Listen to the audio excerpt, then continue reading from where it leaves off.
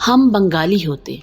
جواہر لال نہرو جب بھارت کے وزیر اعظم بنے تو وہ حلف لینے کے بعد مہاتما گاندھی کے پاس حاضر ہوئے اور ان سے پوچھا، باپو ہم نے انڈیا کو کیسے چلانا ہے؟ مہاتما گاندھی نے جواہر لال نہرو کو مشورہ دیا، آپ اگر انڈیا کے مقبول ترین وزیر اعظم بننا چاہتے ہیں تو آپ دیش میں کبھی آٹا، سائیکل اور سینمے کی ٹکٹ مہنگی نہ ہونے دینا۔ گاندھی رکے اور پھر کہا، آٹا غریب کا کھانا ہے، یہ مہنگا ہوگا تو غریب بھوکا ہو جائے گا اور بھوکی عوام حکومت نہیں چلنے دیتی۔ سائیکل غریب کی سواری ہے، یہ مہنگی ہو گئی تو غریب کا پہیہ رک جائے گا اور غریب کا پہیہ رک گیا تو حکومت کا کوئی سسٹم نہیں چلنے دے گا، اور سینما غریب کی تفریح ہے، اور اگر یہ مہنگا ہو گیا تو پھر غریب سرکار کو فٹ بال بنا لے گا، لہٰذا آپ کو کچھ بھی کرنا پڑے، سینما، سائیکل اور آٹا یہ تینوں مہنگے نہیں ہونے چاہیے۔ جواہر لال نہرو نے یہ بات پلے باندھ لی، لہٰذا آج بھی انڈیا میں سینما، سائیکل اور آٹا سستا ہے، اور لوگ کہتے ہیں کہ آپ اگر انڈیا کو توڑنا چاہتے ہیں تو آپ بالی ووڈ بند کر دیں اور آٹا مہنگا کر دیں، انڈیا ٹوٹ جائے گا، جبکہ سائیکل اب موٹر سائیکل میں تبدیل ہو چکا ہے اور یہ بھی بھارت میں سستا ہے۔ بزنس میں ایک ٹرم ہوتی ہے مدر انڈسٹری، اس کا مطلب ہوتا ہے کوئی ایک ایسی انڈسٹری جو آگے چل کر دوسری انڈسٹریز کو بھی چلا دے۔ مثلاً پہلی جنگ عظیم کے بعد امریکہ خوفناک معاشی بحران کا شکار ہو گیا تھا۔ حکومت نے ملک کو اس بحران سے نکالنے کے لیے امریکہ کی 50 ریاستوں کو ہائی ویز کے ذریعے جوڑنے کا فیصلہ کیا۔ 1923 میں پین امریکن ہائی وے سٹارٹ ہوئی اور یہ دنیا کی سب سے بڑی ہائی وے بن گئی۔ یہ 45,000 کلومیٹر لمبی سڑک ہے اور اس نے یو ایس اے کے ساتھ ساتھ لاطینی امریکہ کے تمام ملکوں کو بھی آپس میں جوڑ دیا۔ یہ سڑک 2 عظیم جنگوں کے درمیان امریکہ کے لیے مدر انڈسٹری ثابت ہوئی اور اس نے پورے امریکہ کو معاشی طور پر قدموں پر کھڑا کر دیا۔ کیسے؟ سائنس بڑی سادہ تھی۔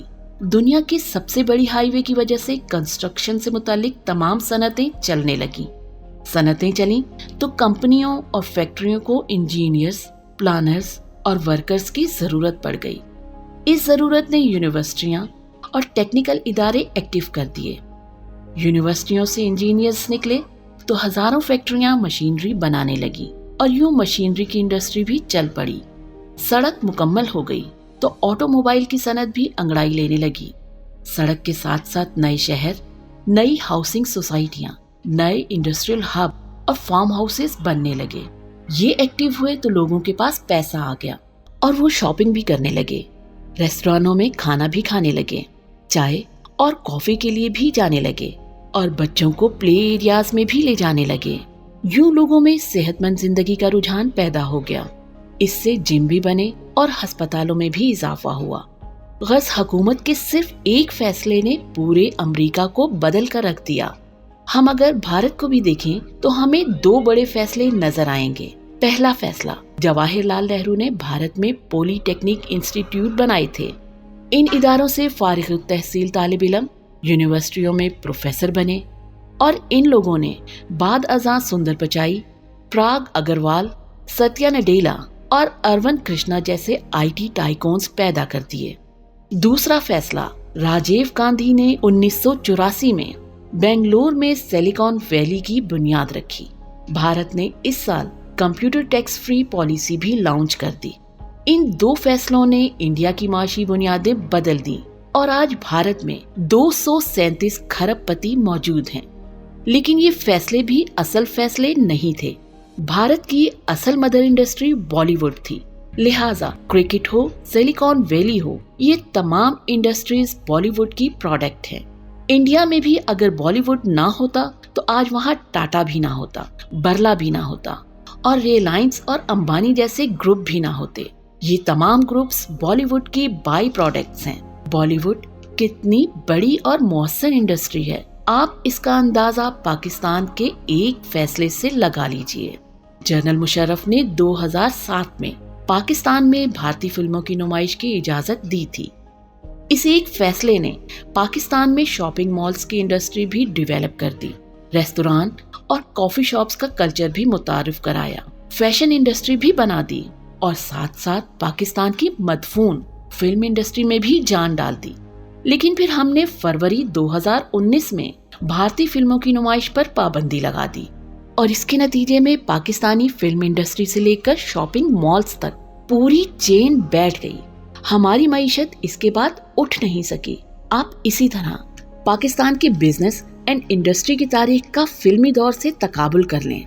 हमारी फिल्म इंडस्ट्री थी तो मुल्क में बिजनेस भी चल रहा था और इंडस्ट्री भी, और सोसाइटी में बर्दाश्त, आर्ट, कल्चर और मोहब्बत भी थी। लेकिन जो ही फिल्म इंडस्ट्री खत्म हुई, इसके साथ ही पूरे मुल्क का कल्चर भी बर्बाद हो गया।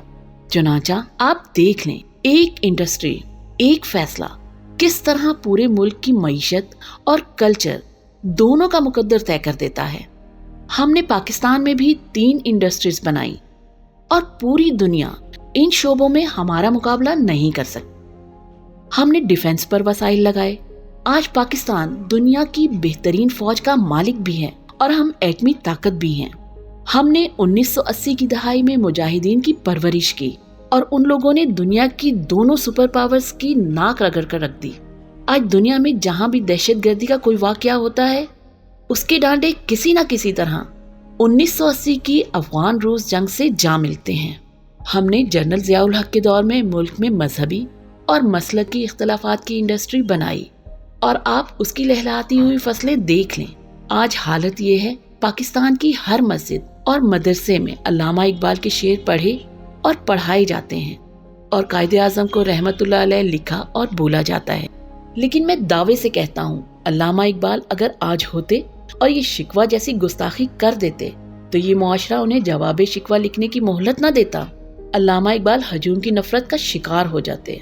आपको अगर यकीन ना आए तो आप शिकवा पढ़ लें और इसके बाद जवाब दें, क्या ये आज के दौर में लिखा और पढ़ा जा सकता था? और क्या कोई पब्लिशर इसे शाया करने की गलती कर सकता था? आज अगर इसी तरह कायदे आज़म होते तो क्या वो अपने कुत्ते के साथ तस्वीर छपवा सकते या सर जफरुल्लाह और जोगिंदर नाथ मेंडल को अपनी काबीना में शामिल कर सकते? मुझे यकीन है वो अगर होते तो आज अदालतों में फ्लैग स्टाफ हाउस, वजीर मेंशन और मालाबार हिल हाउस मुंबई की रसीदें जमा कराते कराते हलकान हो चुके होते या अपने असासों को अपनी इनकम के बराबर करते करते इंतकाल कर चुके होते। और कौम उनके बाद उनका जनाजा किस मसलक के तहत पढ़ाया जाए जैसी अजीम बहस का शिकार हो जाती। और ये क्या है? ये सब जनरल ज़ियाउल हक के लिए मुल्क गिर इंतखाबी हल्का पैदा करने की कोशिश का नतीजा है। हमें मानना होगा, गलतियां कभी बांझ नहीं होती, ये हमेशा बच्चे देती हैं और ये बच्चे भी दिन रात बच्चे देते हैं। लिहाजा मेहरबानी फरमाएं, गलतियों के बहुत बच्चे जमा हो चुके हैं। चुनाचा अब चीफ जस्टिस ऑफ पाकिस्तान की सरबराही में मुल्क के तमाम स्टेक होल्डर्स बैठें और आइन को बड़ा मान लें, पूरे मुल्क को कानून का पाबंद बना दें और फिर 3-4 बड़े फैसले कर लें। आप 1-2 इंडस्ट्रीज को हर किस्म की टैक्स रिलैक्सेशन दे दें।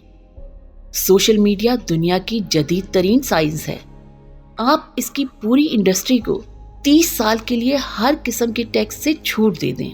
आप फिल्म और म्यूजिक की इंडस्ट्री को भी टैक्स फ्री कर दें और आप कंस्ट्रक्शन इंडस्ट्री को भी 10 साल की टैक्स हॉलीडे दे दें।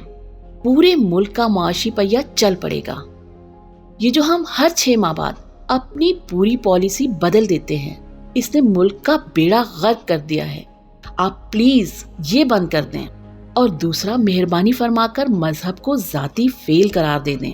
मुल्क में किसी शख्स को दूसरे शख्स पर अपने अकायद थोपने की इजाजत नहीं होनी चाहिए। ये मुल्क चल पड़ेगा, वरना 2-3 बरस बाद इस मुल्क का हर शख्स अपने मुंह से कहेगा, काश हम बंगाली होते। आप उस वक्त से डरें।